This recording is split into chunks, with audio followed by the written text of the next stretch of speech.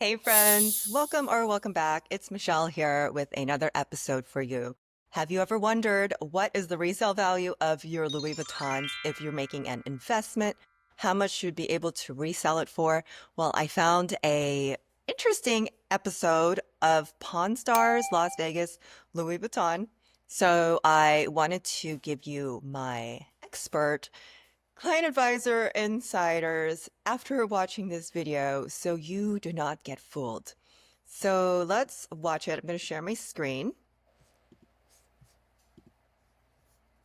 and I'm going to play back it faster so we can get through the video.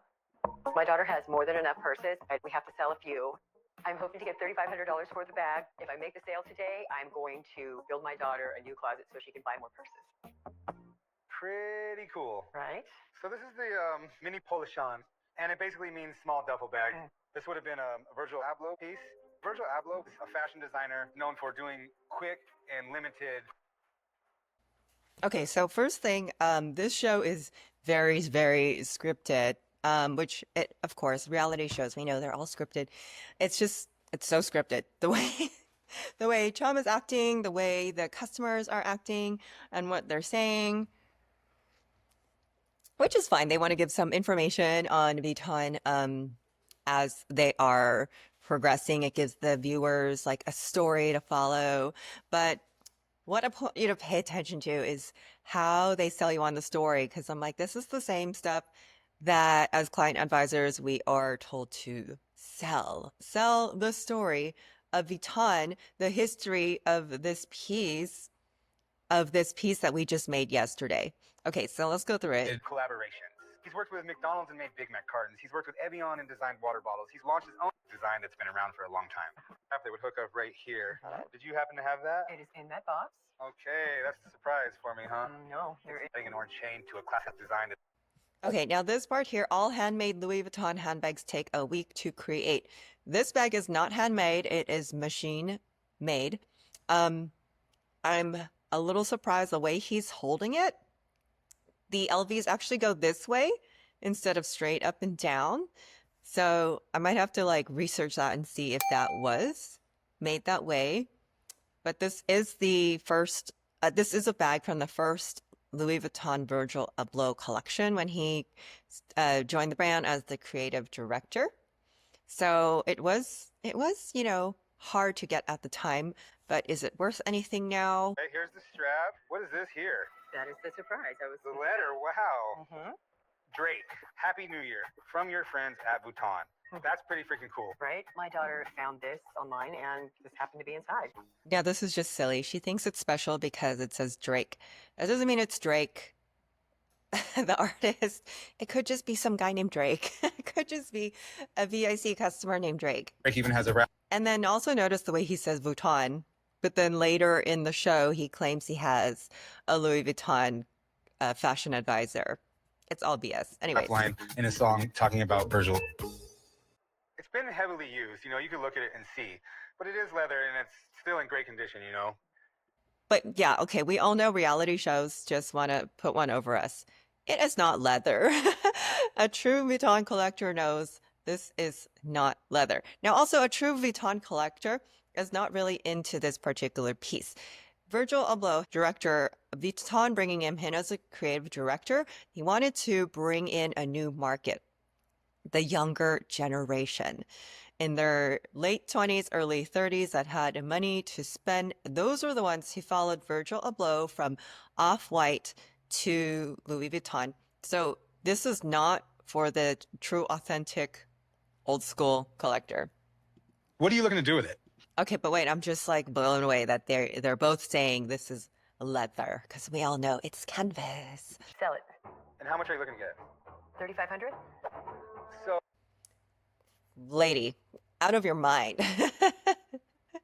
3,500. So here's just, I mean, it's probably scripted, but just another example of people really, really think that they're going to get so much for this type of merchandise when I'd say at best it would resell for maybe 1,800 max. So I don't think that the Drake thing adds too much to it. Your typical, all right, let's go write it up. Just leave it right there. Thanks. I'm so happy this deal is in the bag, and I know my daughter is going to be. You could go pick one up today, probably for that. Okay, so he offered her 800 at first, which I think is a good deal, and then he offered to her 1200, which is a little much. I don't really believe that. Having worked with consignment shops myself, I would think they would offer her 6 to 800. So maybe it's for the show, because like I said, I don't imagine reselling this for any more than $1,800. Okay, let's continue. 100, huh? I got him from a brother I was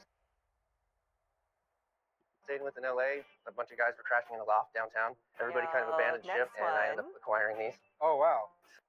This is bizarre. He's selling window art of Giselle on a Louis Vuitton advertisement. So it's the art that they put in the windows of the boutiques.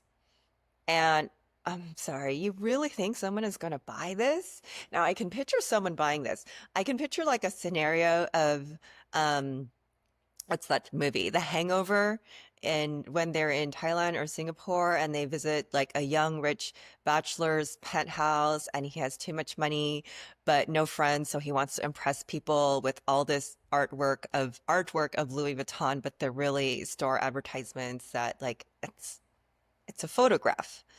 So why would anybody want that? Because also a collector wouldn't want that. A collector of Vuitton would want an actual Vuitton and not just a photo of it. Okay, so anyways, long story short, he turned it down. He didn't want this. So, Let's you go. look. I'm a little disappointed today. Louis Vuitton Supreme 2017. Okay, next is the Louis Vuitton Supreme Denim Parka. So the Vuitton and Supreme collection was probably the most valuable collaboration. It sold out in hours and it is still reselling for thousands and thousands of dollars. This parka is on StockX for $39,000. Oh, $39,999. And I know StockX actually really, really upcharges on their things. But yeah, people are that crazy. I don't know why, I don't understand the whole sneakerhead thing. Wear your stuff for you and enjoy it. But I see a lot of wasted money going on here. I'm ready to sell the piece because it does fit me a little bit small now, and I've moved on from it. I'm selling the jacket for $17,500. I'm definitely open to negotiate, but I know that there's no other used one on the market. Okay, $17,500 for a used denim parka. Any takers? Anyone? Anyone? Gosh.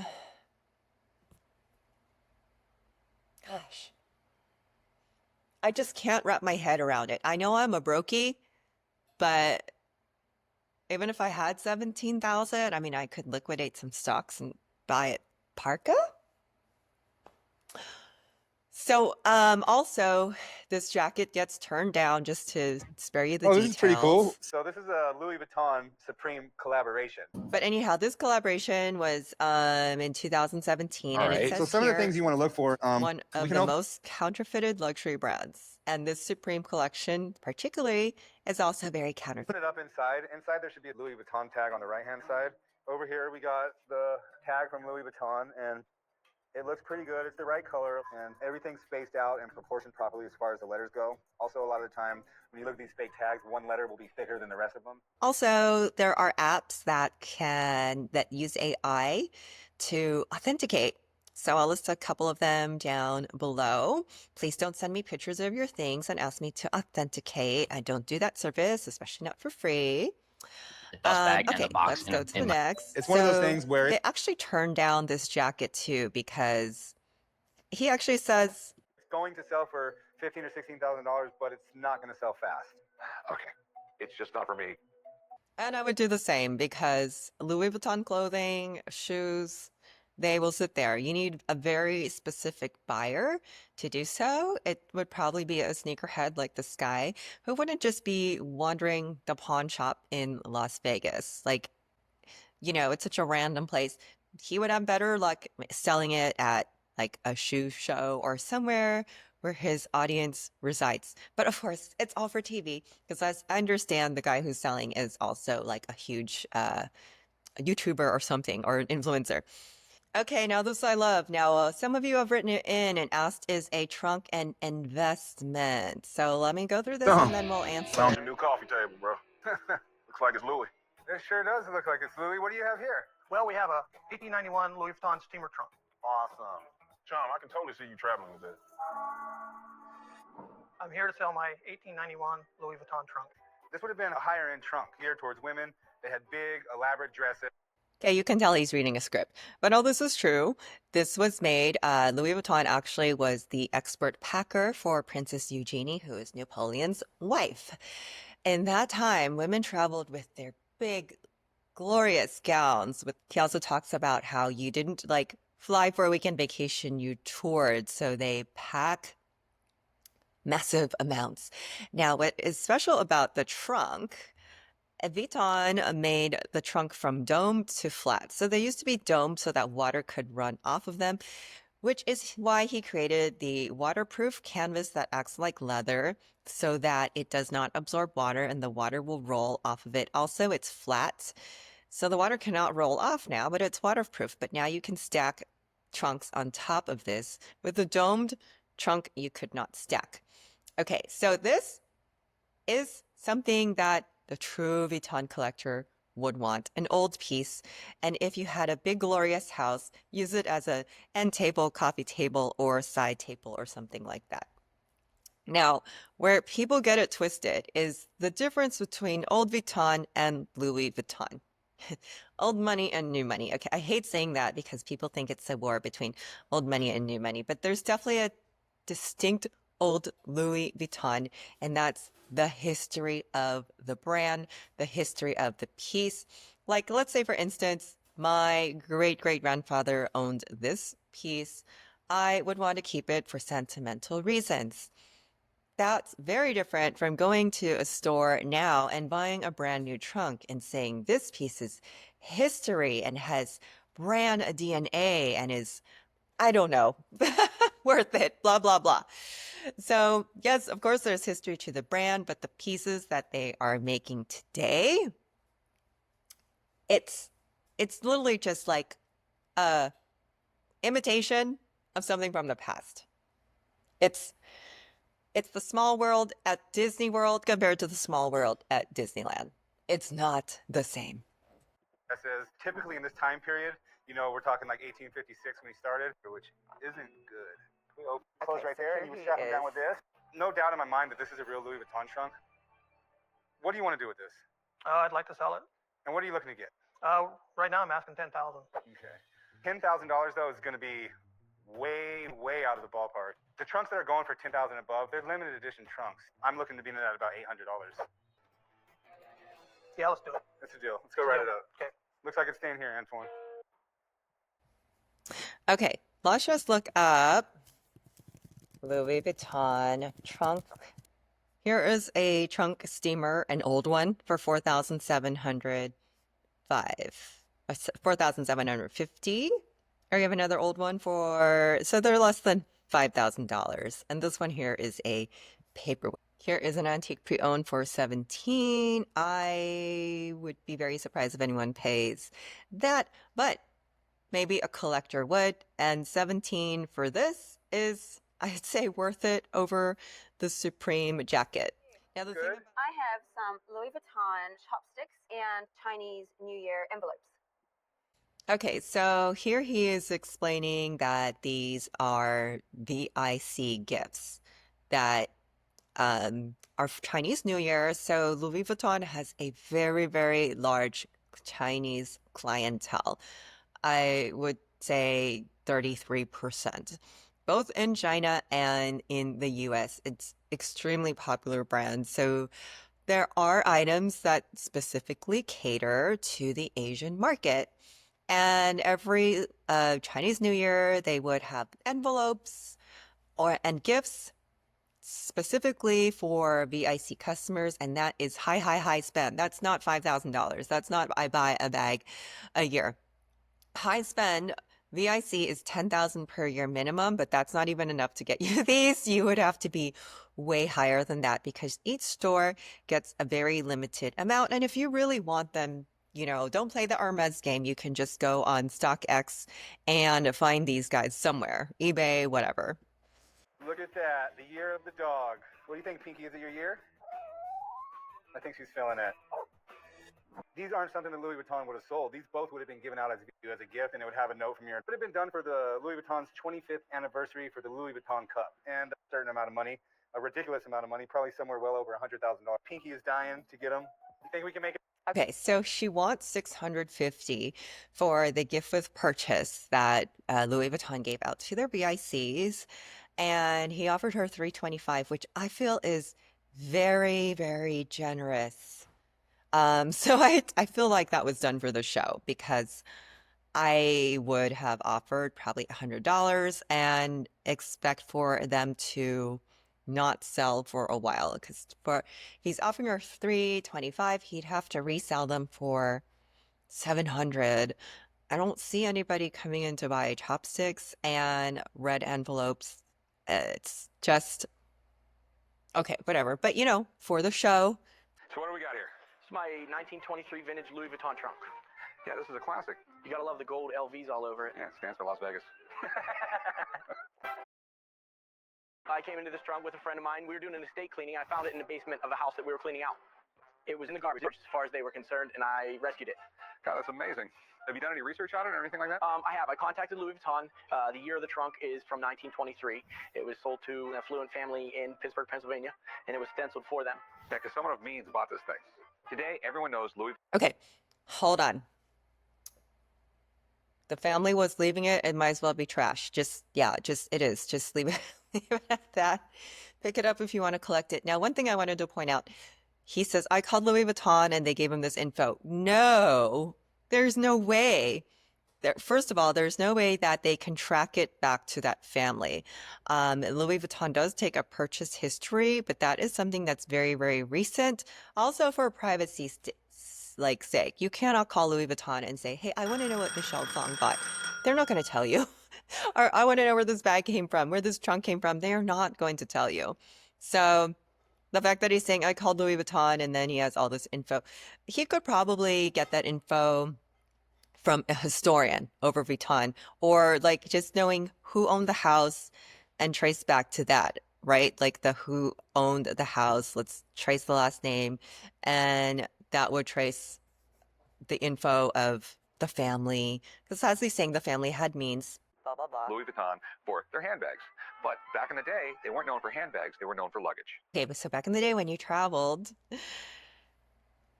you would get stickers on your luggage. So if you see like the My Tour collection and they're talking about stickers that you can personalize with the places that you've been. So these were the old school stickers on my things.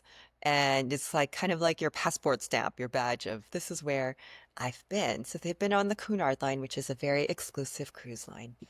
Cunard was, built luxury ships. White Star was another great line. It was out of England. They had beautiful ships. They had the Titanic. The fact that. So I personally love the look of these vintage bags with the stickers, like I said, which is why you can order a My Tour and make it that way, but new.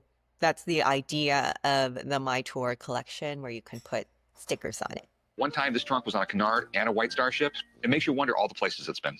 So this is why there's history of the brand, and if it's actually like in your family, why it would be valuable, because it has a story to it, which you just don't get from buying a brand new trunk. So you want to pawn it or sell it, or? I'd like to sell it. And how much did you want for it? Well, I don't know if my hopes are high, but I'd like $15,000.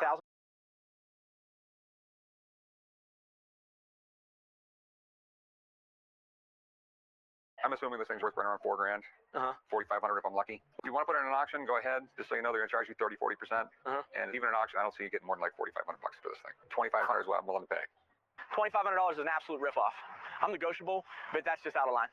That he found it, right? Or he should have taken the 2,500. Yeah. Because, like the guy said, and as you saw at the bottom, it said the new trunks were 6,000-ish, which must be an old episode because they must be way, way, way higher than that right now. But this episode kind of highlights the delusion that people think their Vuitton is going to be worth so much, whether it's old or new. It's just not going to happen with pieces like these. Now, as a client advisor, we were taught all those stories to feed those stories, all the stories they repeated in the script. If you notice too, the reaction of the people on the other side, the people who are selling the stuff, they're just looking like this. The reaction of the client is not always like, oh my God, it has a story. I want it. Because most of the clients were coming in for the clout of the Louis Vuitton name and not for the history or any of that. Blah, blah, blah, blah. Most over their head, I want this logo. It will make me feel accepted with my friends. And I see these pieces as an investment. Investment is always the scam, the thing that people fall for. Now, also you can see that the trunks, they're worthless. Very different from something like a Rolex. So I've heard of people who buy Rolexes so that they can put in a vault and sell later. That doesn't happen with Vuitton. You can also see that these pieces are used. There are many, many people who believe and ask me and believe and justify, oh, if I buy this brand new purse and use it, I can sell it later. Therefore, it's an investment. It's an investment in myself because if I hold it, I look richer and feel richer and I'll attract richer men and richer people to me. And tell yourself any story you want, but none of these pieces are going to retain value for an investment. And that investment maybe needs to go to something else rather than having that piece just to have. It doesn't make sense. Of course, I know I know people are screaming at me right now. I do it for me. How dare you judge me like that? There's a collector that collects. There are people who can afford it, generally love it. If you generally love it, go for it. This episode was to highlight the delusion of people wanting to resell their Vuittons and getting offended that they couldn't resell it for the amount that they thought they could. So is your money working for you? Is your Vuitton working for you? No, it is not. Alrighty. Well, thank you for joining this episode. I don't have Christy with me today. This would have been super fun, but our schedules couldn't match this week. I wanted to do this episode with her, so maybe we will redo it just from like having both our perspectives so we can have a little back and forth chuckle about what's going on here. Now, I'm not laughing at these people. I know this is scripted. Because it's scripted, I am laughing at the show of like, this is scripted. Don't be fooled into thinking that any of these things like, oh, I should buy it because it's an investment. It's just not. So I hope this episode was helpful to someone. Don't forget to like and subscribe. I appreciate you guys for being here, and I will see you soon.